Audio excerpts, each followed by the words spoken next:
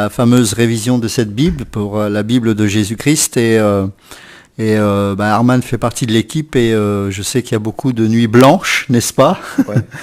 Mais bon, avec la grâce de Dieu, on avance. Je pense à tous ces gens et je pense que là on compatit d'autant plus quand on pense à tous ceux qui ont participé et qui ont travaillé sur des traductions de Bible, que ce soit au XVIIe siècle ou même avant.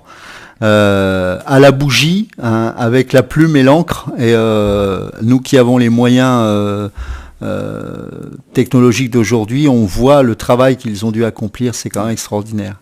Donc en tout cas, vraiment, je rends grâce à Dieu pour toute l'équipe qui est motivée et qui ne compte pas ses heures, et dont Herman fait partie bien évidemment. Et je sais que nous allons tous être au bénéfice de cela, et vous également, et surtout vous, parce que c'est pour vous, frères et sœurs, que nous faisons toutes ces choses, bien évidemment, sachant que c'est le Seigneur qui le fait au travers de nous, et qu'on est bien évidemment des serviteurs inutiles. Nous ne sommes pas indispensables, loin s'en faut. Je vous invite à prier avec moi ce soir, et que le Seigneur nous conduise dans tout ce temps, tout cet enseignement. Seigneur, merci vraiment de nous conduire ce soir. Seigneur, on a besoin de toi. Vraiment, on a besoin de toi chaque instant, chaque minute, chaque seconde que tu fais, Seigneur. Et on veut se laisser conduire par ton esprit, que cette parole illumine les yeux de notre cœur encore et encore ce soir. Nous te demandons de bénir nos frères et nos sœurs qui écoutent et qui regardent cette émission ce soir. Et que ton nom soit une fois de plus glorifié. C'est ce que nous voulons, Seigneur. Nous ne voulons pas avoir une plus grande connaissance de la Bible, mais une plus grande connaissance de toi. Et que tu encore, ce soir, que tu opères des délivrances, des guérisons, qu'il y ait des conversions aussi, Seigneur, et que nous puissions, à la fin de cette émission, te dire merci, parce que tu auras été là. Seigneur, on s'attend à toi, et que ton nom soit glorifié ce soir. Au nom de Jésus. Amen. Alors, vous savez que depuis quelque temps, nous faisons une série sur les handicapés de Dieu, dont nous sommes les premiers, bien évidemment. Alors, le sujet, on pourrait le faire durer longtemps, hein, parce que vu que il n'y a que des handicapés qui servent Dieu, donc il y a de quoi développer. Donc, je vous rassure, je fais une petite parenthèse qui ne sera pas très longue ce soir. Parce qu'on n'a pas trop de temps ce soir, mais on va continuer cette série bien évidemment. Et je voudrais juste ce soir revenir sur un point que je n'ai pas forcément abordé en profondeur parce que c'était pas trop le sujet lorsque j'ai parlé de Moïse.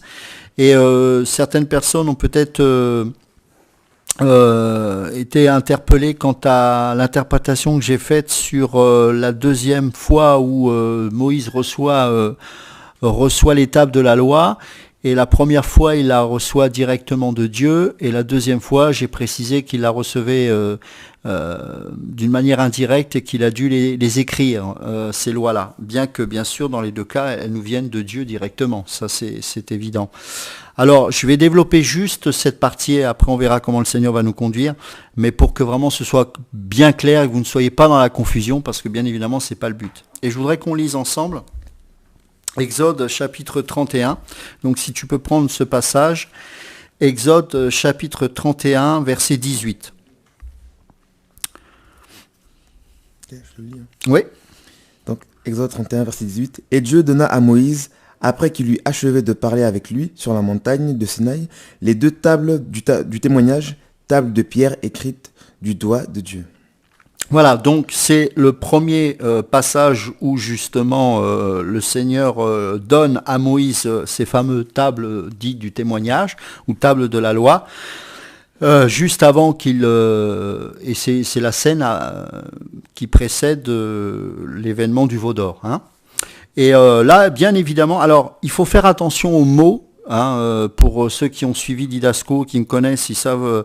la méthode que j'adopte dans la règle d'interprétation des Écritures, toujours faire attention aux mots et ce que j'appelle la péricope. Alors qu'est-ce que c'est la péricope? C'est le passage qui se trouve dans un contexte qu'il faut bien maîtriser, c'est-à-dire ce qui est dit avant et ce qui est dit après.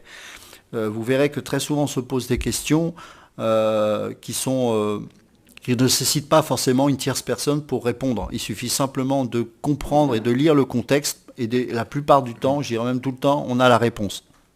Et si on ne l'a pas, bon, bah, effectivement, certaines personnes peuvent avoir un éclairage, mais je dirais que la plupart du temps, c'est la parole qui explique la parole. Et là, il faut être d'autant plus pointu que chaque mot a son importance. Et je vais vous en faire la démonstration ce soir. Donc là, il est bien précisé que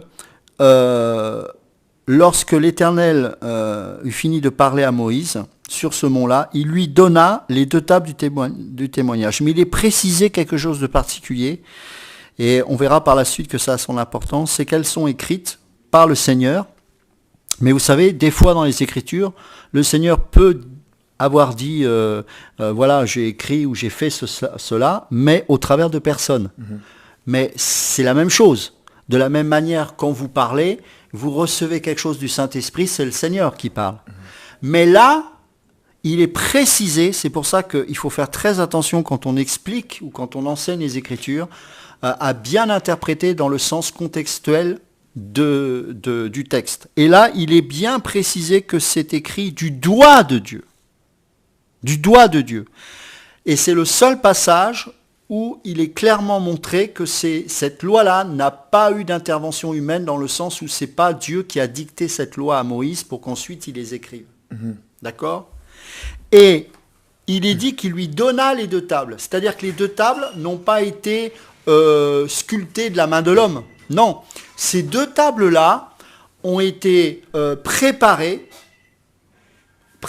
directement du ciel. Hein, voilà, c'est le Seigneur qui avait préparé ces choses. Elles étaient gravées du doigt de Dieu. C'est pour ça qu'il est bien précisé du doigt de Dieu, pour ensuite être confié à Moïse. D'accord ? Donc ça, c'est important. Donc je relis le verset 18 parce que là, on a une meilleure, je dirais, interprétation, mais très peu de gens ont forcément la Martin, donc je vais peut-être la lire en second. Hein, mais le sens est le même. Hein. Donc lorsque l'Éternel eut achevé de parler à Moïse sur le mont Sinaï, il lui donna les 2 tables du témoignage, tables de pierre écrites du doigt de Dieu. Alors maintenant, on va aller un peu plus loin. Exode chapitre 34. Et regardez bien, c'est intéressant. Donc là, c'est suite à l'incident du veau d'or. Donc on sait que Moïse a brisé ces tables de la loi, animé d'une colère qui était légitime, hein, une colère que nous devons tous avoir lorsqu'on a le peuple comme ça qui se prostitue alors que c'est le Seigneur qui l'a sorti de l'Égypte, et de revoir ce peuple-là retourner vers ses dieux ancestraux, c'est grave. Mais en aucun cas, Dieu, il était de la volonté de Dieu que ces lois soient brisées. Hein, là, il faut bien préciser, nulle part dans les Écritures, il est dit que Dieu lui a demandé de briser. Non, c'est les conséquences de cette colère qui était animée de Dieu qui l'a poussé à briser ces tables. Donc la deuxième fois, qu'est-ce qui se passe ? Donc il remonte sur cette montagne, et au chapitre 34, si tu peux nous lire le verset 1, chapitre 34, verset 1. Et l'Éternel dit à Moïse, aplanis-toi 2 tables de pierre comme les premières, et j'écrirai sur elles les paroles qui étaient sur les premières tables que tu as rompues. Ok. L'Éternel dit à Moïse, taille 2 tables de pierre comme les premières, mais ne les taille pas comme tu l'as fait la première fois. C'est pas ce qui est écrit. Elles étaient préparées, mais là c'est Moïse qui a dû les tailler. Différence. Pourquoi ? Mes amis, il faut que nous retenions quelque chose dans les principes du royaume. Vous savez, Dieu m'a dit, il faut faire attention. Parce que, et pas spécialement quand Dieu n'a rien dit, mais aussi quand Dieu a dit quelque chose. Parce que lorsque Dieu nous demande quelque chose, ou nous confie quelque chose, parce que des fois, c'est pas parce qu'il va vous confier quelque chose qu'il va vous donner l'ordre de l'exprimer aux autres. Ça dépend. Mais à partir du moment où il nous confie quelque chose, attention dans la manière à laquelle nous utilisons ces choses et qu'est-ce que nous en faisons. Chaque mot doit être pesé devant le Seigneur.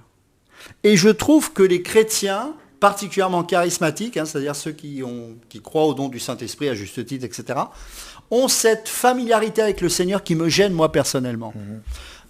Dieu te parle, imagine tu es avec ta femme, tu es dans l'intimité avec ta femme, tu es seul avec elle, et ta femme te confie quelque chose. Tu vas pas le crier sur tous les toits. Bon. Vous savez, notre Seigneur, c'est quelque chose d'intime. Et je trouve très choquant, voire très vulgaire, que systématiquement, vous avez des personnes qui vont confier ces choses. Mais est-ce que le Seigneur t'a dit de les exprimer aux autres? C'est pas toujours le cas. C'est simplement, vous savez, entre Dieu et sa créature, il y a une histoire d'amour. C'est un Père qui nous aime. Et parce qu'il y a un amour, et qu'il y a une communion parce que la personne est née de nouveau, eh bien, il y a une intimité qui se produit.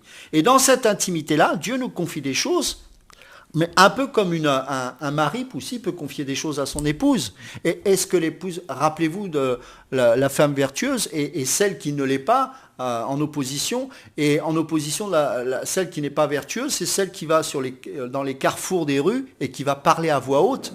Hein, pour moi, c'est ça la vulgarité. Eh bien, Moïse devait apprendre ces choses-là. Et la première fois, Dieu lui a confié des choses au travers de cette table qui était déjà taillée, qui était déjà écrite. Ça nous parle de l'œuvre accomplie, car Dieu a préparé des œuvres d'avance pour nous, c'est-à-dire que nous n'avons pas à fabriquer des œuvres, nous avons à les présenter.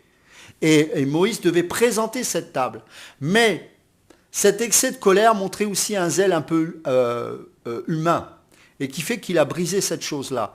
Et pourquoi Dieu n'a pas procédé de la même manière la deuxième fois? Parce qu'il voulait lui faire prendre conscience de la portée des mots, de la portée des actes. Attention. Alors Moïse n'a pas péché, hein, c'est pas ce que je veux dire, mais il voulait lui faire prendre conscience que cette table-là venait du ciel. Et le meilleur moyen d'en prendre conscience, c'est de lui faire tailler ses pierres. Pourquoi? Parce que pendant que l'on taille ces pierres, on a le temps de réfléchir. On a le temps de réfléchir sur les premières pierres qui nous ont été confiées. Et de se dire, waouh, attention, c'est pas n'importe quoi. Et Dieu est derrière, hein. Là, il n'y a rien d'humain. Dieu lui demande, non, tu vas tailler. Parce que je veux que tu réalises la portée de cette parole et la portée de cette loi que je suis en train de révéler au peuple. C'est pas n'importe quoi. Ne sois pas familier avec ces choses et ne règle pas tes comptes avec ça. Et on doit avoir cette crainte de Dieu jusque-là. Et pendant qu'il taillait ces pierres, il est en train, je pense, à mon avis, de réaliser la portée de ses actes la première fois, et surtout, ce qu'il était en train de faire, c'était quelque chose de fort, de puissant et d'important. Et à mon avis, à la suite de cela, c'est sûr que, bon, le peuple ne s'est plus vautré dans l'idolâtrie, enfin à ce moment-là, même s'il l'a fait bien après, mais je pense qu'il n'aurait pas reproduit les mêmes gestes. Et donc ça, c'est le premier point. Ces pierres-là, ces deuxièmes pierres-là, ont été taillées par Moïse lui-même. C'est bien écrit. Ensuite, Moïse, c'est encore Dieu, enfin l'auteur, hein, qui est Moïse, insiste au verset 4, puisqu'il est dit encore, Moïse tailla 2 tables de pierre comme les premières. Donc on voit que on insiste là. Hein. Donc c'est bien Moïse qui a taillé ces 2 tables de pierre. Il se leva de bon matin et monta sur le mont Sinaï selon l'ordre que l'Éternel lui avait donné. Et il prit dans sa main les 2 tables de pierre. Donc c'est très intéressant, c'est que là, dans le premier passage, on voit un Dieu qui confie quelque chose qui a déjà été fait. Mais là, on voit que l'accent est mis sur Moïse, que non seulement il a taillé, mais qu'il a porté ces pierres-là. C'est-à-dire que je pense que là, il a pris vraiment conscience, il le savait, hein, il a été sur le mont Sinaï, dans la présence même de Dieu, on ne peut pas être familier, il était dans la présence du Seigneur.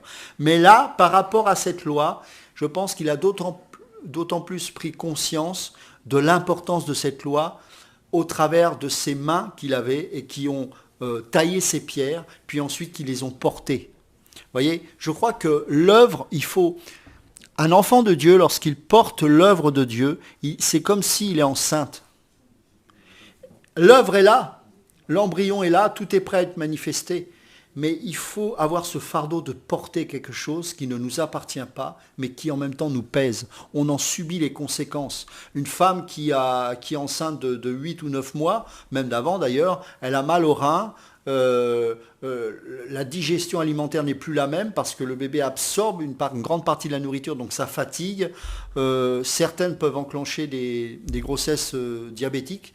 Enfin, il y a plein de conséquences. Donc, c'est pas anodin. On ne porte pas quelque chose, après on se débarrasse. Non, non. D'abord, c'est son enfant que l'on porte. Mais il faut savoir que avant même qu'on s'en occupe lorsqu'il naît, déjà, il y a ce fardeau que l'on porte en nous. Et je crois que toute œuvre que le Seigneur nous confie, nous avons intérêt à ne jamais être familiers avec ces choses et sous prétexte que les autres en font n'importe quoi, se mettent en colère et balancer l'œuvre comme ça d'un revers de main. Non, non, on n'agit pas comme ça avec le Seigneur. Et attention à ce qui sort de notre bouche. On va être beaucoup plus patient lorsque vraiment on médite sur la portée de l'œuvre que Dieu nous confie. On va être beaucoup plus lent à répondre. Pourquoi ? Parce que justement, on porte cette chose en nous. Et ce qui fait que, attention, je n'ai pas intérêt à casser l'œuvre de Dieu. Je n'ai pas intérêt à faire n'importe quoi. Et s'il y avait bien un homme qui était conscient de l'œuvre de Dieu, c'était bien Moïse, justement. Voilà. Et donc, on va relire ce verset 4. Hein. Moïse tailla 2 tables de pierre comme les premières. Il se leva de bon matin et monta sur le mont Sinaï selon l'ordre que l'Éternel lui avait donné. Et il prit dans sa main les 2 tables de pierre. Ok.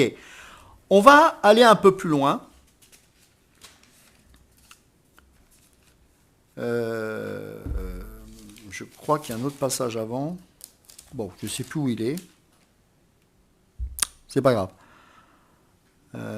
On va prendre chapitre 34 toujours, verset 27, si tu peux nous le lire. 34, 27. L'Éternel dit aussi à Moïse, écris ces paroles, car suivant la teneur de ces paroles, j'ai traité alliance avec toi et avec Israël. Voilà, écris ces paroles. Donc là, la loi est un peu plus développée. Hein. À partir du verset 18, il y a une nouvelle exhortation sur la célébration des fêtes et des sabbats. Et donc au verset 27, l'Éternel conclut en disant « Écris ces paroles, car c'est conformément à ces paroles que je traite alliance avec toi et avec Israël. » Et ça, c'est intéressant de voir que le Seigneur lui confie les détails de certaines fêtes, etc. Et que c'est à Moïse d'avoir cette responsabilité d'écrire ces choses. Alors, pourquoi il devait les écrire ?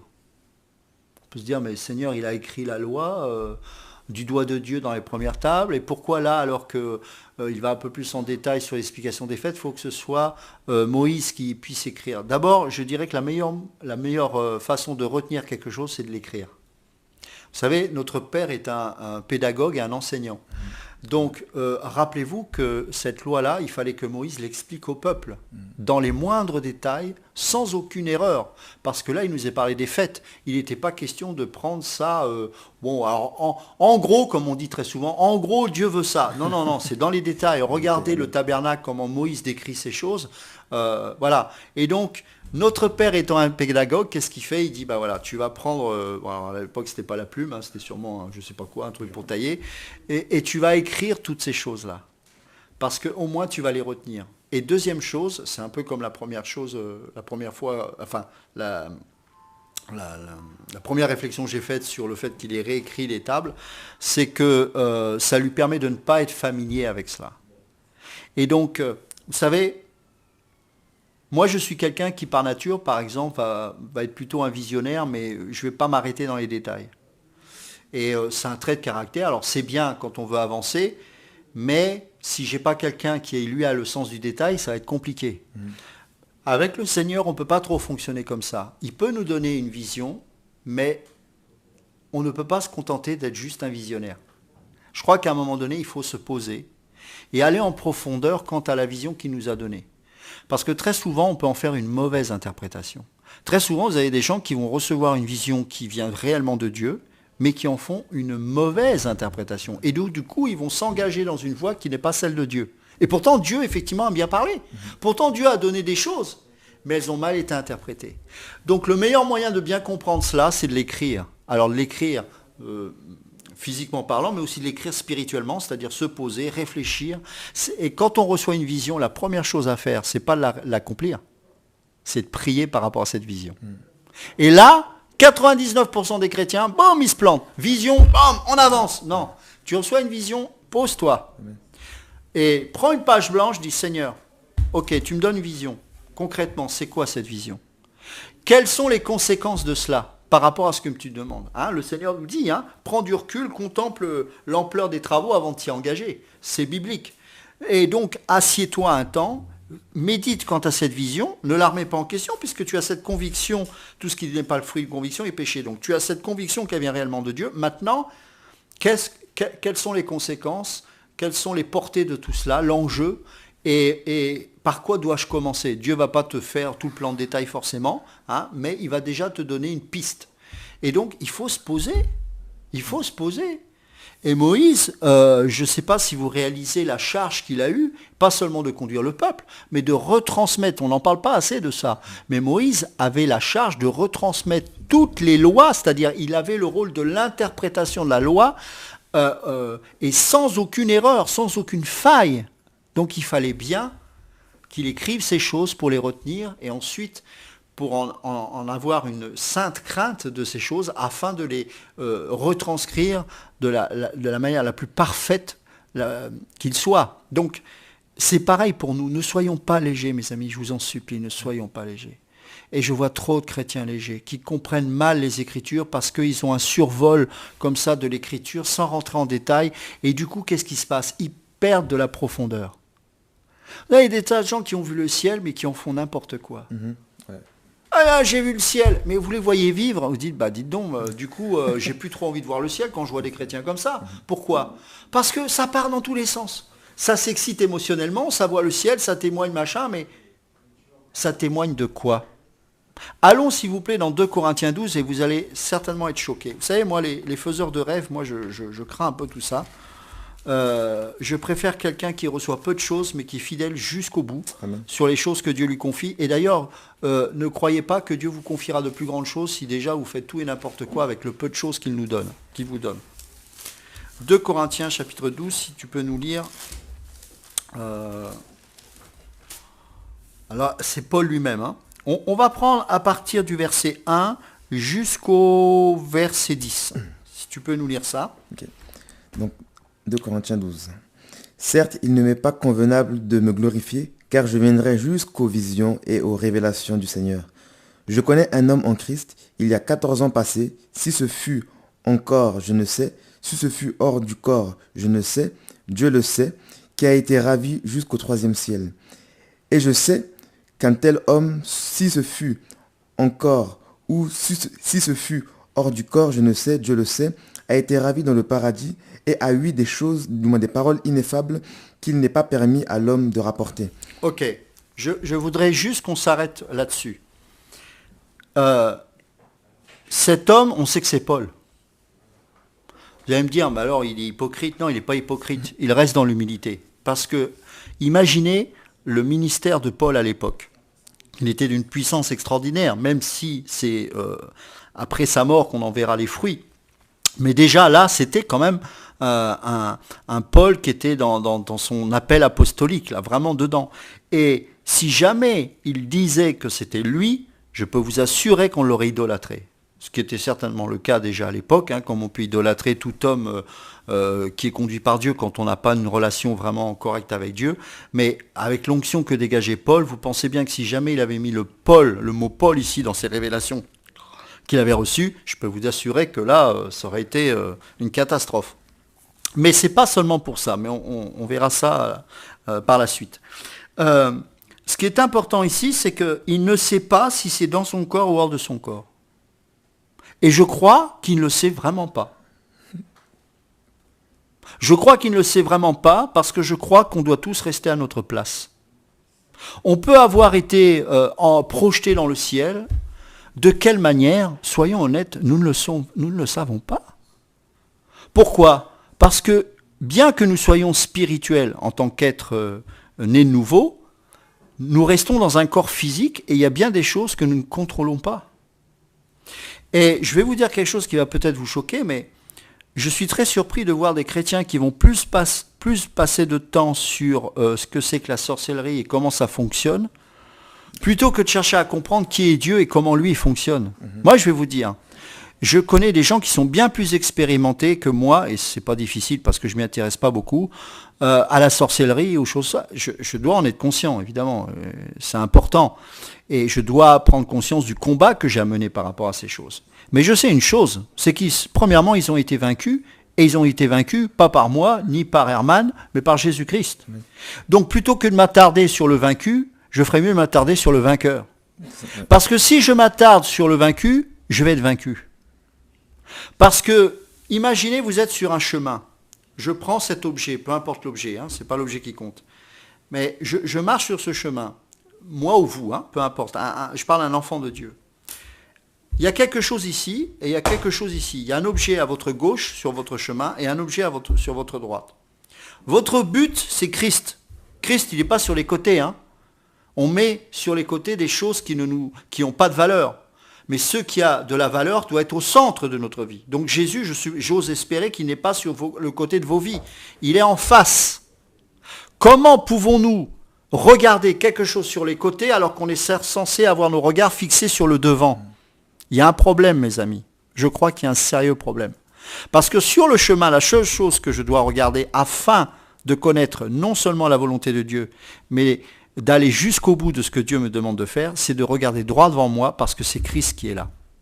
Si par exemple j'entends des voix sur les côtés et que je décide, c'est ce qu'a fait Ève entre parenthèses, hein, et que je décide de stopper ma marche pour changer de direction et commencer à regarder ce qui se passe sur les côtés, qu'est-ce qui se passe? Mon regard va être fixé ici, je ne vais plus vous voir, je vais avoir le regard ici, la caméra est en face de moi. Là vous voyez bien que j'ai mon visage de côté, je vois qui ici? Je vois les démons qui sont sur les côtés. C'est une image, hein, encore une fois. Et Christ qui est censé être devant, je ne peux pas le voir puisque mon regard est là. Et quand Ève a été sous l'arbre de la connaissance du bien et du mal, elle a discuté avec qui? Le serpent. Il avait déjà obtenu la victoire. Il avait déjà gagné. Quand un chrétien commence à s'intéresser à ces choses-là, il perd. Pourquoi? Parce qu'il oublie que sa destinée, c'est le ciel et que le ciel, c'est Christ. Le ciel, ce n'est pas un lieu, c'est une personne. Le temple, ce n'est pas un lieu, c'est une personne. Le tabernacle, ce n'est pas un lieu, c'est une personne, c'est Christ. D'accord? Et là, qu'est-ce que je fais? Eh bien, je vais pouvoir malheureusement, et des fois par ignorance, hein, je ne le fais pas forcément exprès, commencer à discuter avec Satan ou discuter avec ses démons. Et si je porte un regard vers ce qui m'intéresse, automatiquement, je vais en être séduit. Que je le veuille ou pas d'ailleurs. Vous voyez, et je crois que même si on doit connaître ces choses dans le sens être informé, on doit les connaître par rapport à un Christ qui a tout accompli à la croix. Amen. Et la raison pour laquelle on a des songes bizarres, des maris de nuit qui débarquent ou je ne sais pas quoi, c'est parce qu'on passe notre temps à regarder ces choses, alors que si on réalisait à quel point Christ a tout accompli à la croix, on cesserait de regarder à droite et à gauche et on serait enfin des enfants mûrs. Mes amis, ce n'est pas normal de trembler comme une feuille quand on est un enfant de Dieu. Il y a un problème. Il y a un problème.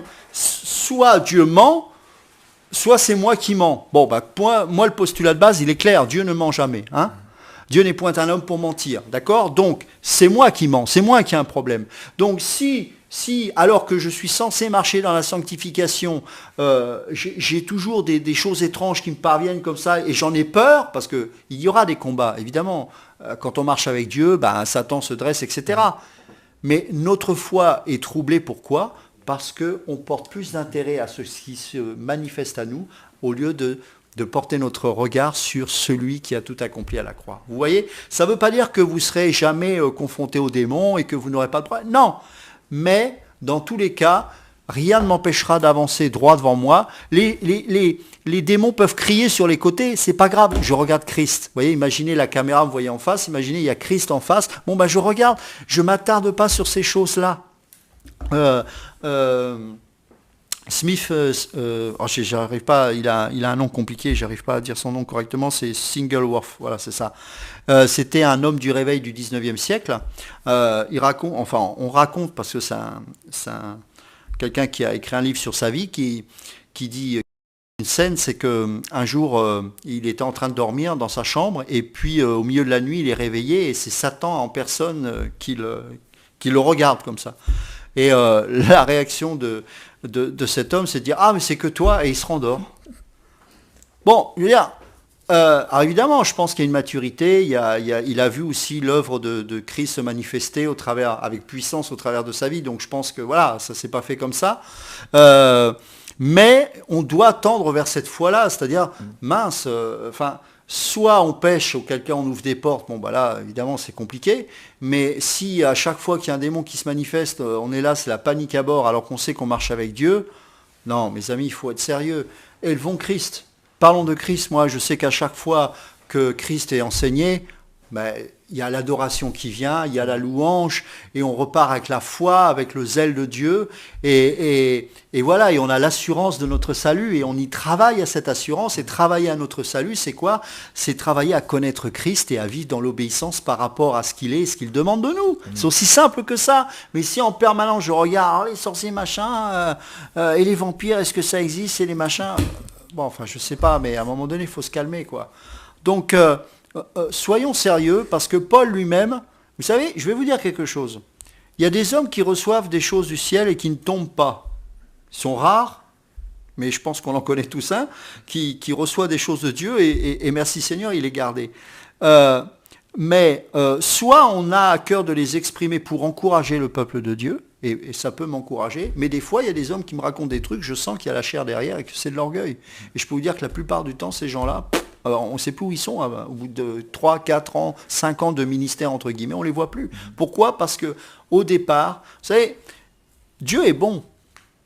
Dieu se manifeste, Dieu peut nous emmener au ciel, et c'est pas parce que vous allez voir le ciel que vous êtes meilleur qu'un autre qui n'a jamais vu le ciel. Dieu fait grâce. C'est pas parce qu'il vous fait cette grâce de voir le ciel que vous êtes meilleur que l'autre qui n'a jamais vu le ciel. Et c'est là où est le problème. C'est que ces gens-là, à un moment donné, le cœur, ça y est, on commence à être enflé d'orgueil. Vous n'avez pas pensé une seconde, ça peut être un test. Ah, c'est marrant ça, personne n'y pense. Mais vous savez qu'il y a des gens qui sont, on est tous aimés de Dieu, c'est pas le problème. Mais dans la relation, en fonction de notre obéissance, le niveau de relation n'est pas le même, bien évidemment. Et c'est juste, Dieu est juste. Et il y a des gens, c'est pas parce qu'ils n'ont jamais eu un ange venir devant eux qu'ils ne sont pas aimés de Dieu pour autant. Par contre, il y en a un, il va avoir du mal peut-être à tenir parce que il aura vu ça et ça y est, ça va être... et croyez-moi, j'en connais beaucoup des comme ça. Et moi, ça ne m'impressionne pas. Même si je me réjouis quand un frère, ou même quand moi-même, si un jour Dieu me fait grâce de me montrer le ciel, moi je dis alléluia, j'ai pas de problème avec ça, j'ai pas de problème avec ça, au contraire. Mais attention, ça ne nous rend pas supérieurs aux autres. Amen. Ouais. Et Paul connaissait bien que, plus que nous tous, les principes du royaume. Parce qu'il connaissait les principes du royaume, il a parlé beaucoup d'humilité, et bien lui-même par rapport à ces choses, il prenait une forme de distance. À tel point, c'est qu'il n'a jamais dit ce qu'il a vu. Ah! Pourquoi? Mais parce qu'on l'aura encore plus idolâtré. Imaginez, il dit son nom, moi Paul, alors là c'est fini, je vois le ciel, et en plus, alors tu sais le ciel, alors moi il m'a montré ça, il n'a pas dit qu'il n'est pas permis à un homme de pouvoir voir, mais d'exprimer. C'est fort. Il dit, je fus enlevé dans le paradis, et il entendit des paroles merveilleuses. Il fut enlevé, dans le paradis, et il entendit des paroles merveilleuses qu'il n'est pas permis à un homme d'exprimer. Alors, c'est des choses qui le dépassent certainement, mais je pense qu'avec l'intelligence de Paul, il aurait pu au moins certainement, il aurait pu avoir la capacité de décrire un petit peu d'une manière succincte ce qu'il a vu. Mais non, il s'est gardé de ça. Et pourquoi? Il le dit au verset 5, si tu peux nous le lire. Donc, verset 5. Je me glorifierai d'un tel homme, mais je ne me glorifie point de moi-même, sinon de mes infirmités. Alléluia, on a la réponse. Qu'est-ce que ça veut dire, je me glorifierai d'un tel homme? S'il veut s'en glorifier. Mais moi, je me glorifierai de mes infirmités. Bon, on a fait une série sur les handicapés, non? C'est ça. Je me glorifierai de mes handicaps. Attends. Explique-moi quelque chose. Herman, comment est-ce possible qu'un homme de Dieu puisse avoir des infirmités? Est-ce que c'est normal pour toi? Pour moi, ok. Oui, quand même. Oui, quand même. Mais tu remarqueras que l'évangile qu'on prêche aujourd'hui, est tellement répété, qu'on commence à nous faire croire que être un handicapé, c'est avoir un problème dans sa relation avec Dieu. Être maudit. Et pourtant, lui, il dit, je me glorifierai, non pas des révélations que cet homme aurait reçues, mais de mes infirmités. Ah. Alors, si tu peux continuer au verset 6. Or, quand je voudrais me glorifier, je ne serai point imprudent, car je dirai la vérité.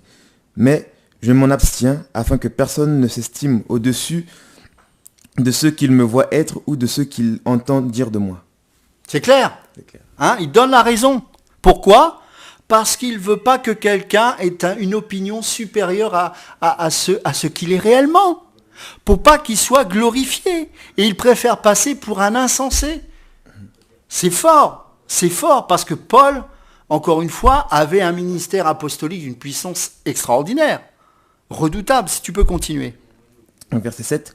Mais de peur que je ne m'élevasse à cause de l'excellence des révélations, il m'a été mis une écharde dans la chair, un ange de Satan pour me souffleter, afin que je ne me lévasse point. Alors, non seulement Paul se garde de manifester ce genre de révélation pour rester dans l'humilité, il se glorifie de ses faiblesses, de ses infirmités, dues aux grandes persécutions qu'il subit à chaque instant. Hein. Rappelez-vous qu'il a été considéré plusieurs fois comme mort à cause du fait qu'on l'ait précipité d'une falaise, qu'on l'ait lapidé, qu'on l'ait fouetté 40 coups moins 1. N'oubliez pas que 40 coups moins 1, c'est un coup avant la mort. Hein. C'est ce que ça veut dire. Hein. Généralement, ceux qui fouettaient avaient l'art de fouetter de manière à ce qu'à un coup près, on puisse mourir. Donc je ne vous dis pas l'état du dos. Hein. Donc ce gars-là venait en tant qu'apôtre auprès des Corinthiens qui avaient un arrière-plan sophiste, c'est-à-dire qu'eux, ils croyaient au culte de l'homme, à la beauté. Les Grecs étaient homosexuels parce qu'ils s'adoraient eux-mêmes. Donc Dieu touche ces hommes-là par un type comme ça, avec une mâchoire cassée, avec une voix bizarre, avec un dos complètement lacéré. Ça, pour les Corinthiens, ça les dépassait. Et c'est pour ça que les Corinthiens méprisaient Paul, en tout cas certains. Et donc Paul a passé son temps à se justifier pour leur dire, mais attendez, vous êtes charnels. Hein, 1 Corinthiens 2 et 3 nous parle de ça. Vous êtes des enfants charnels. Vous n'êtes pas capables de voir au-delà de l'apparence. Hein, donc ça, il l'explique très bien dans ces deux chapitres-là. Et donc là, non content de subir ces choses, il dit clairement qu'il lui a été mis une écharde dans la chair. Ah bon ? Et un ange de Satan pour le souffleter et l'empêcher de s'enorgueillir. Tu peux continuer au verset 8. Verset 8. C'est pourquoi j'ai prié 3 fois le Seigneur de faire que cet ange de Satan se retirât de moi. Mais le Seigneur m'a dit, ma grâce te suffit, car ma vertu manifeste sa force dans l'infirmité. Je me glorifierai donc très volontiers plutôt dans mes infirmités, afin que la vertu de Christ habite en moi. Et à cause de cela, je prends plaisir dans les infirmités, dans les injures, dans les nécessités, dans les persécutions et dans les angoisses pour Christ, car quand je suis faible, c'est alors que je suis fort. On ne peut pas recevoir la grâce dans la réalisation de soi-même. C'est impossible. Seul un infirme peut réaliser la grâce qu'il a reçue de Dieu. Parce qu'un infirme, par définition, n'a pas la capacité de faire des choses qu'un être normal peut faire.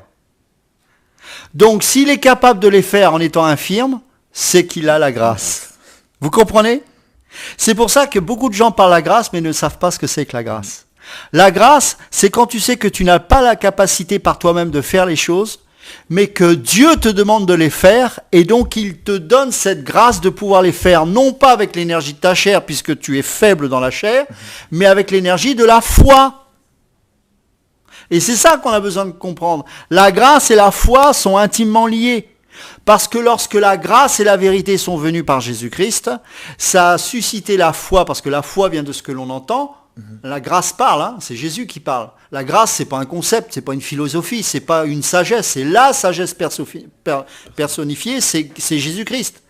Donc, la foi vient de ce que l'on entend, et ce que l'on entend vient de la parole de Dieu, une parole qui sort, une parole de grâce. Va et ne pêche plus. Pourquoi tu ne pêches plus ? Parce que tu as entendu une parole qui t'a premièrement libéré. N'oublie pas que quand Jésus a introduit son ministère, le premier rouleau qu'il a ouvert, c'est Isaïe 66, qui est une parole de grâce. Je suis venu tuer les gens? Non. Je suis venu condamner les gens? Non. Je suis venu dire combien moi j'étais supérieur à eux et que je vais leur mettre une tôle? Non. Je suis venu guérir les malades, rendre la vue aux aveugles, délivrer les captifs. Ah, mes amis, c'est ça la grâce. La grâce dans une dispensation de la loi, parce que nous étions encore sous la loi. La grâce n'était pas chantée sous la loi. Mais la grâce a été pleinement révélée par Jésus-Christ. Et c'est pour ça qu'il fallait qu'il sorte de sa bouche, alléluia, au travers d'une parole d'un prophète né sous la loi, une parole de grâce. Et quand la grâce est manifestée, ceux qui étaient religieux et donc qui, par conséquent, étaient capables, entre guillemets, de se justifier quant à leur positionnement religieux et leur capacité soi-disant à servir Dieu, suscitaient le rejet. Parce que la grâce ne peut pas rentrer dans le cœur de quelqu'un qui se dit légitime. Quelle était la particularité des pharisiens et des sadducéens? Ils étaient légitimes, ils siégeaient au Sanhédrin, ils étaient les détenteurs de la loi. Et c'est intéressant, parce qu'on a parlé de la loi tout à l'heure et de Moïse. Moïse, en écrivant ses lois, n'est pas revenu avec son ego en disant « c'est moi ». Elles ont bien été écrites de Dieu, et lui, il a été simplement un instrument. Mais en étant cet instrument entre les mains de Dieu, il a pris conscience que ce n'était pas n'importe quoi, et que ça l'a poussé à l'humilité et à dire, voilà, ce que j'ai reçu, waouh, c'est tellement fort et puissant, maintenant je prends conscience de la valeur de ces choses que je ne veux plus les briser. Et donc, seul quelqu'un qui se sait infirme peut garder cette parole qui nous vient du ciel, et ce sont les religieux qui souvent bafouent cette parole de Dieu parce qu'ils s'en estiment dignes de les recevoir. Mais tu n'es pas digne, mon ami, je ne suis pas digne. Herman n'est pas digne, personne n'est digne de recevoir cela. Sinon, ce serait plus la grâce, ce serait un dû. Ouais. Et quand tu prends quelque chose qui est un dû, eh bien tu méprises celui qui te la donne. Pourquoi? Parce que tu ne peux plus recevoir cette chose en étant courbé. Puisque c'est un dû, puisque c'est légitime, tu prends cette chose avec autorité. Tu n'as pas l'autorité. Dieu est l'autorité. Il te donne le mandat d'avoir cette autorité, de la manifester, mais pas en ton nom propre, au nom de celui qui te l'a donné. Et ça, pour cela, il faut être conscient que nous sommes tous infirmes. Et vous savez, la grâce, c'est quelque chose, moi, qui me dépasse. Comment un être aussi pourri que moi a pu avoir cette grâce d'entendre cette parole de Dieu qui me dit justement « va et ne pêche plus ». Comment Herman, comment tant d'autres personnes que nous connaissons autour de nous ont pu avoir cette grâce de naître de nouveau, parce que c'est une grâce, on a juste dit oui, on dit oui, on veut s'engager, mais après, c'est l'aventure, hein. Heureusement que le Dieu est là. Mais c'est une grâce. Et au bout de 20 ans de vie chrétienne, tu dois réaliser que cette grâce n'a pas varié, elle est toujours la même. Mais malheureusement, c'est toi ou moi qui changeons. Nous changeons. Pourquoi? Parce qu'au bout d'un moment, quand on sort du terrain de la grâce, on se trouve légitime. Oh, puis après tout ce que j'ai fait.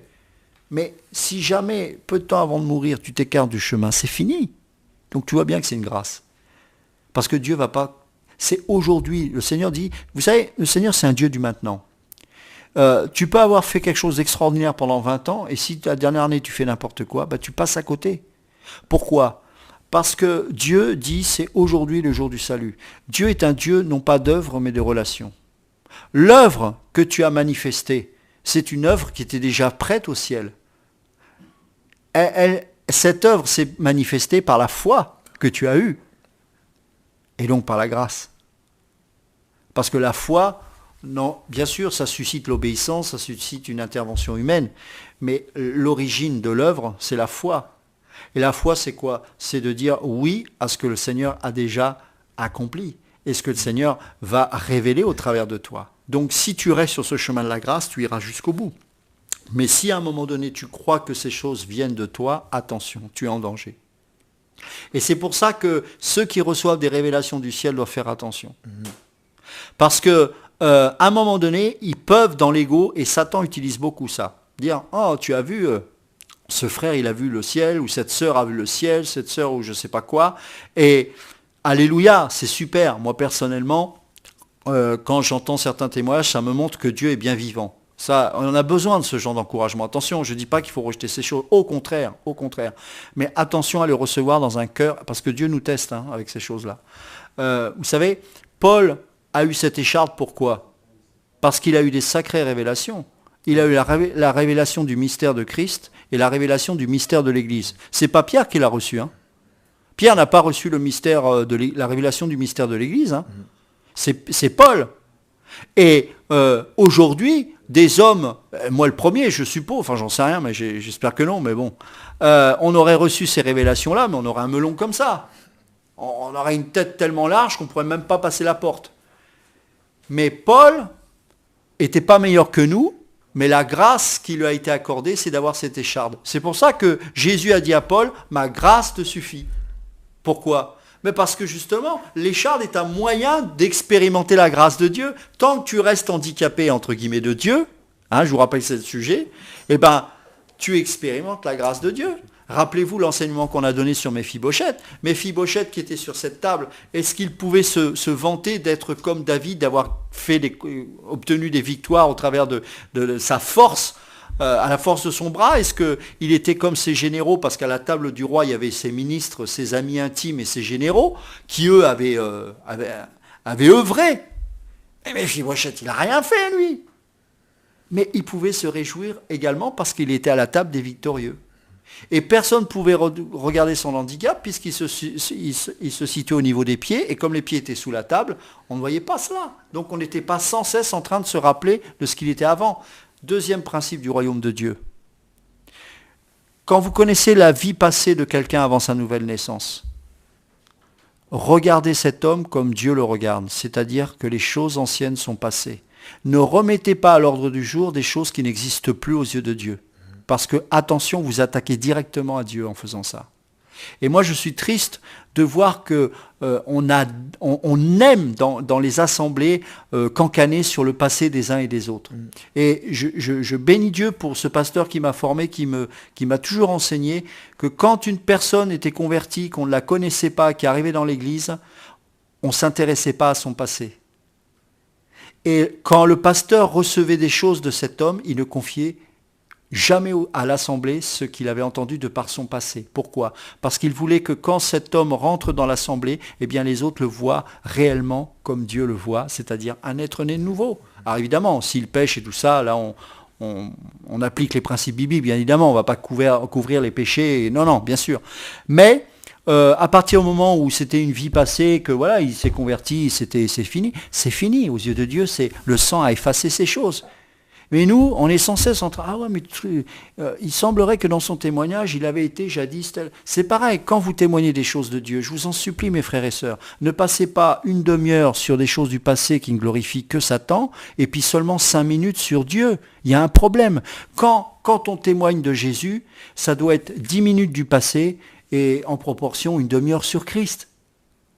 Je suis surpris et ça c'est la chair, on aime, alors plus on a été dans la boue, plus on se glorifie, je reviens de loin, ça c'est les gens du monde qui parlent comme ça, mon père parlait comme ça, moi je reviens de loin, machin, mais quand tu es un enfant, tu reviens pas de loin, c'est pas ça le problème. Donc brièvement tu t'attardes sur le passé, pas sur les trucs glauques que personne n'a envie d'attendre, parce que ça nous attarde sur les démons plus qu'autre chose, et après voilà ce que Jésus a fait dans ma vie. Voilà, j'étais dans la toxicomanie, Jésus s'est révélé à moi, il m'a totalement libéré, je n'ai plus eu depuis ce jour-là l'envie de me droguer. Voilà, là ça exalte le Seigneur et ça amène tout le monde, le corps de Christ à élever Dieu. Mais si on passe, je me faisais des seringues, j'étais machin, je faisais ça, mais on s'en fout mon ami. C'est pas ça qu'on veut entendre. C'est ok, tu viens de là, mais qu'est-ce que Jésus a fait dans ta vie ? C'est comme... c'est marrant parce que c'était souvent Herman qui était avec moi quand je priais pour les gens, mais il me le rappelait il y a quelque temps de cela.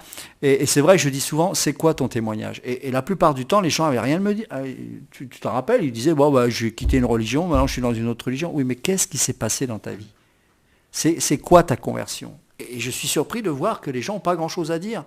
Parfois, il y en a qui ont vraiment eu des nouvelles naissances, mais qui n'arrivent pas à mettre un mot. Pourquoi ? Parce que... il y en a qui sont complexés de ne pas avoir péché beaucoup. Il y en a qui disent, moi j'ai pas fait ça, moi j'étais pas une prostituée, moi j'étais pas... Mais oui, mais tu es aussi un enfant sauvé par grâce comme l'autre. Donc tu as forcément une histoire à raconter. Ok, bah moi quand j'étais enfant, je volais, on va dire moi c'est rien. Mais non, c'est pas ça qui compte, c'est la manière que dont tu as de parler de Christ. Ouais, moi, je suis amoureux de ma femme, je peux vous en parler pendant des heures. Même au bout de 15 ans de mariage, je peux vous en parler. Pourquoi? Parce que je l'aime. Parce que je connais ses qualités, je sais ce qu'elle fait pour les enfants. Et si un jour vous me demandez de faire un sujet sur elle, je peux vous dire que j'ai de quoi parler. Ah, mais il y a plus que ma femme, il y a Jésus. Alors lui, c'est pas une émission, c'est des millions. Je pourrais vous parler de Jésus pendant des heures et des heures et des heures. Je suis allé au ciel? Non. Personnellement, non. Je prie pour ça. Je dis, Seigneur, j'aimerais bien quand même. Voilà. Bon, s'il le fait pas, c'est peut-être parce que voilà, il veut pas me faire tomber. J'en sais rien. Il fait ce qu'il veut, c'est pas ça qui compte. Mais bon, j'ai le droit de lui demander, donc je lui demande. Mais à côté de ça, mais voilà, il y a une histoire. Quand j'éteins la lumière et que je prie, il est là. Mes amis, il est là. Je sens. Vous savez, je dis souvent, le Saint-Esprit, c'est la laine de Dieu. On parle toujours trop d'une manière théologique. On dit, on n'est pas dans la théologie. Ben, je suis désolé, on en parle comme des théologiens. On parle du Saint-Esprit. Le Saint-Esprit, mais c'est la laine de Dieu, c'est le souffle. Vous savez, quand vous sentez la présence de quelqu'un, moi quand je faisais de l'équitation, dans le sud de la France, j'étais gamin, et en hiver, le Mistral souffle très fort dans le sud de la France, et c'est un vent qui est assez froid. Et vous savez ce que j'aimais? C'était me mettre près du museau du cheval. Alors déjà, le museau, c'est très doux, et il avait un souffle comme ça. Et le souffle du cheval me réchauffait les mains. Et j'aimais ça, mais c'était pas possible. Et quand il y a l'onction, quand il y a le Saint-Esprit qui est là, je sens ça. Même physiquement, je sens une chaleur, je ne sais pas comment vous décrire, c'est palpable. C'est le souffle, la laine de Dieu. Mais c'est extraordinaire. On est tellement bizarres, nous, mais je sais pas. On veut tout décortiquer. On reçoit un truc, paf, ça y est, on le met dans une boîte. Alors il est comme ça. Mais sortez tout ça de la boîte, rendez ça à Dieu, et puis continuez à vivre une relation avec le Seigneur, et restons dans l'humilité. Restons dans l'humilité. Je vais m'arrêter là. Alors, je ne sais pas s'il y a des questions, des gens qui veulent intervenir. Vous pouvez poser des questions par rapport à ce sujet-là, surtout par rapport à ce sujet. Je n'ai pas trop envie qu'on parte sur d'autres trucs. Mais si ce n'est pas le cas, on va s'arrêter là. Ou si Herman, tu as un commentaire à faire ou dire quelque chose par rapport à ça. Mais voilà, on reprendra le sujet plus en détail dans 15 jours. Mais je voulais juste premièrement expliquer plus en profondeur l'histoire de Moïse et des tables. Bon, je pense que vous aurez compris maintenant. Mais surtout aussi parler de cette histoire d'humilité, de grâce, de comment on perçoit la grâce, comment vraiment mettre Christ en avant, que ce soit dans notre vie, dans notre témoignage personnel, dans la manière de, vous savez, encourageons les frères et sœurs. Moi, j'aime bien dire, prendre un frère à part, tu sais, vraiment je te bénis parce que je vois que le Seigneur, il œuvre en toi. Ça ne coûte rien d'être encourageant comme ça. On aime tellement dire du mal de l'un ou de l'autre. Vous savez, un pasteur me disait, l'armée chrétienne, c'est la seule armée qui achève ses blessés. Alors que logiquement, un frère ou une sœur, une fois que la personne se repent, la première chose qu'on a besoin, c'est de tendre la main. On doit tendre la main à ceux qui se relèvent. Je ne parle pas de ceux qui veulent rester dans le péché. On sait comment la Bible nous demande de régler les choses. Ce n'est pas le problème. Mais très souvent, je vois des gens qui se sont repentis, qui malheureusement sont regardés encore comme des je ne sais pas quoi, des lépreux. Mais non, regardons avec le regard de Christ, encourageons aussi ceux qui œuvrent et qui subissent les persécutions et tout. Je crois, alors pas de la flatterie, je vous en supplie, pas de ça. De toute façon, je pense que dans l'esprit, on sait faire la différence. Mais de vrais encouragements sincères qui viennent du cœur, d'un cœur régénéré, d'un cœur pur. C'est les purs qui hériteront du royaume de Dieu. La pureté nous parle en fait, c'est tout simplement ne pas avoir de corruption dans son cœur. C'est ça la pureté. Et quand un frère qui a le cœur pur encourage quelqu'un, je peux vous assurer que ce sont des paroles assaisonnées de sel, assaisonnées de grâce, et qui vont relever l'autre. Parce que notre Jésus, quand il voit qu'on se repent et qu'on avance, et qu'on fait tout le maximum pour lui plaire, et qu'on marche dans la sanctification, ça c'est très important, le Seigneur nous encourage, il est content. Quand mon papa, j'étais plus jeune, je faisais des choses bien, parce que j'avais un bon papa, je reconnais que tous les papas ne sont pas comme ça, mais j'ai eu cette grâce d'avoir un bon papa dans ce domaine, il m'encourageait, il me dit, c'est bien mon fils. Bon, quand moi je dis c'est bien à mon fils, je peux vous dire que mon fils, il est content. Bon, quand le Seigneur dit c'est bien mon enfant, j'ose espérer qu'il le dit de temps en temps, à certains d'entre nous, ça doit nous encourager. Faisons pareil avec nos frères et sœurs. Hein, arrêtons d'être jaloux les uns les autres. S'il y en a un qui passe, qui va plus loin que toi dans le ministère, enfin je ne sais même pas ce que ça veut dire ça, mais bon, dans le ministère, hein, on se comprend. Encourage-le. Qu'est-ce que ça peut faire? C'est pas ça qui compte. C'est que toi, au moment où tu te présentes devant Dieu, tu sois au clair. Tu dises, ok, ce que toi tu m'as demandé de faire, j'ai fait. Ne comparons pas les grâces des uns et des autres. C'est pas un ministère, ça. D'abord, ministère, il faut arrêter avec ce mot, ça veut dire service. Service. D'ailleurs, je vais m'imposer ce mot-là maintenant, service. Voilà, parce que je crois qu'on a besoin de revenir à la parole. On fait cette révision, c'est pas pour rien. Donc servir, servir, servir. Jésus, il est venu avec un cœur de serviteur. Il a donné sa vie pour les autres. Un ministère, dans le sens religieux du terme, c'est s'imposer aux autres, montrer combien on est bon. On est nul, on n'a rien de bon en nous, donc non. Par contre, servir les autres, c'est donner ce que Christ nous a donné aux autres et ne pas chercher à en avoir le retour. Ça, c'est un cœur de serviteur. Et c'est ce que Jésus a fait. Donc, Dieu nous a donné cette grâce de pouvoir manifester ce cœur. Ça, c'est à la portée de tout le monde. Hein. Je vous signale que ça, il n'y a pas besoin d'apprendre 500 versets par cœur, de faire de la doctrine eschatologique, sotériologie ou je ne sais quoi. Non. Ça, juste encourager l'autre, prier les uns pour les autres, avoir un petit sourire, de temps en temps, qu'un frère puisse prendre chaleureusement un autre frère en disant vraiment, je suis encouragé, je suis content de te voir. Des choses simples, hein, pas jouer au religieux, mais des choses simples. Vous savez, ça, il n'y a pas besoin d'avoir un bac plus 10 pour ça. Il faut juste avoir un cœur régénéré, un cœur pur. Heureux ceux qui ont les cœurs purs, car ils verront Dieu. Ben voilà. Ça à la portée de tout le monde. Ben alors pourquoi peu de gens le font? Un problème. Par contre, il y a plein de gens qui veulent des choses qui sont difficiles. Non, moi, je ne me casse pas la tête. Hein. À l'âge que j'ai plus le temps à essayer de faire des trucs que je ne pourrais jamais faire. Hein. Ça, c'est pas mon problème, c'est l'affaire de Dieu. Si Dieu me dit de faire quelque chose, j'y vais. S'il me dit rien, je ne vais pas les faire. Par contre, la base, c'est d'aimer mon prochain comme moi-même. C'est d'encourager les uns et les autres. D'encourager, vous savez, on doit encourager à la sanctification. À la sanctification, c'est pas de dire si tu ne te sanctifies pas, tu vas en enfer. Non, c'est l'encourager. Si tu te sanctifies, il y a une récompense merveilleuse au bout. Sans la sanctification, nul ne verra le Seigneur. Mais si tu te sanctifies, tu verras le Seigneur. Ça aussi, c'est la vérité. C'est que si tu marches dans ta relation avec Dieu, c'est pareil, c'est de comprendre aussi que la sanctification, c'est le résultat d'une relation que tu as avec ton Dieu. Tu ne te sanctifies pas pour aller au ciel.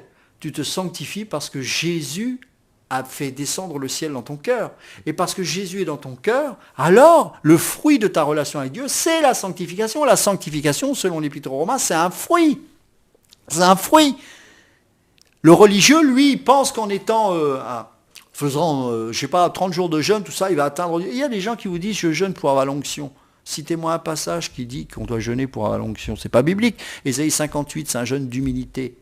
On jeûne parce qu'on se sait tellement orgueilleux, tellement on s'humilie devant le Seigneur. Je veux passer du temps dans la privation, pas pour avoir une onction, pour être dans ta présence.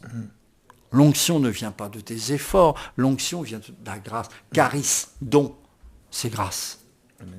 Donc, c'est pas parce que tu parles en langue 10 fois plus que les autres ou que tu as 10 prophéties par jour que tu es supérieur aux autres. Ça se trouve, tu es le plus abruti de tous. Dieu, il fait ce qu'il veut, c'est pas une question. Mais par contre, tu seras jugé par rapport à ta relation que tu as avec le Seigneur. Donc, mon frère, ma soeur, je t'encourage vraiment à persévérer dans l'amour, dans la grâce, dans la sanctification, dans la vérité. Pas pour les autres, pas pour te montrer par rapport aux autres qui tu es, mais en tout bon handicapé que tu es comme nous tous, en disant, Seigneur, merci de m'avoir donné cette grâce de pouvoir marcher alors que j'ai plus de pieds, de pouvoir louer Dieu alors que j'ai plus de langue. Pourquoi? Parce que grâce à ces infirmités, je prends conscience que tout est grâce. Tout est grâce. Tu es né au monde, tu n'as pas cherché à naître. C'est une grâce. Tu es aujourd'hui, tu as 40 ans, tu as un travail. Bien sûr, tu as fait ta part, mais sache qu'il y en a d'autres qui ont fait les mêmes choses que toi et qui sont plus de ce monde. C'est une grâce. Dieu s'est révélé à toi, tu as juste eu cette grâce de dire oui et amen. Tant mieux, c'est bien, mais sache que c'est une grâce.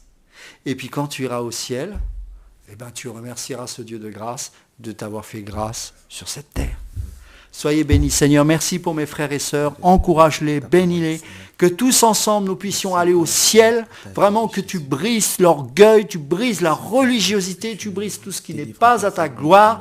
Seigneur, nous voulons prendre conscience que nous sommes inutiles, nous servons à rien, et si nous sommes devenus utiles à quelque chose, si tu nous fais grâce de pouvoir faire avancer le royaume, c'est simplement parce que tu souffles en nous ton esprit, tu nous gardes dans une relation profonde, véritable et sincère, et au travers de nos vies brisées, nous n'avons plus d'autre choix que de nous appuyer sur toi, et gloire à Dieu pour cette grâce-là, parce que c'est au travers de nos infirmités que ton œuvre se fait, Seigneur, que nous soyons de plus en plus infirmes, j'ose le dire, que nous puissions être boiteux, bref, dépendants totalement de toi, afin que personne, je dis bien personne, ne puisse s'enorgueillir de quoi que ce soit, et que toute la gloire, mon Jésus, je dis bien toute la gloire, oh, je suis dans la joie ce soir, Seigneur, que toute la gloire te revienne. Seigneur, tu es plus important que mon travail, que l'oxygène que je peux respirer, que tout ce que tu me donnes, que même mes frères et sœurs que j'aime, eh bien, que mon épouse, que mes enfants, Seigneur, tu es tout.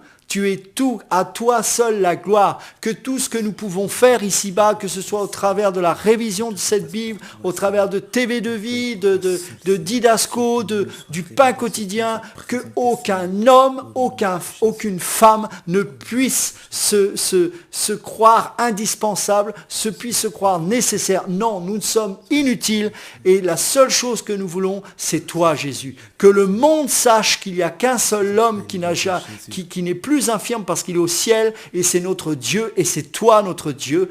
Tu as manifesté ton nom sur cette terre comme un être faible alors que tu étais Dieu. Seigneur, quel modèle tu es, quel exemple, toi qui as accepté de te dépouiller de toutes choses afin de nous gagner à toi.